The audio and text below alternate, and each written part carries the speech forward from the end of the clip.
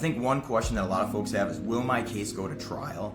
You know, that's a concern for a lot of people because most people don't want to go to court. They don't want to go to trial. They see cases on TV and the high stress, the high stakes, all that kind of stuff. The fact is that most injury cases do not go to trial. I think it's like less than 5% actually make it to trial. That doesn't mean trial's a bad thing, but it means that most cases won't make it to trial. And there's kind of phases of your case. And a lot of cases can get settled in that window before you even have to file a lawsuit. So it's not even in the court system. A lot of cases though will also end up in the court system. So basically you couldn't settle it, you couldn't get a fair amount prior to filing suit. That doesn't mean that you're actually going to go to trial. That just means that you're going to do things like we call depositions and interrogatories and all this kind of litigation court stuff.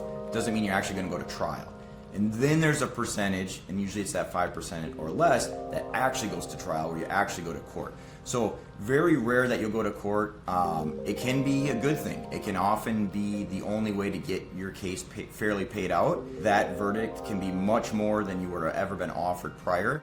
And ultimately, if you have a lawyer that's listening to you, a good lawyer that's helping you prepare the case, they'll let you know what it looks like as you move through the stages and whether trial is going to happen. You are in charge of the case, so you can basically at any point say, I don't want to go to trial, even if it looks like that's where you're headed. So, long story short, probably not going to trial, but always good to be prepared.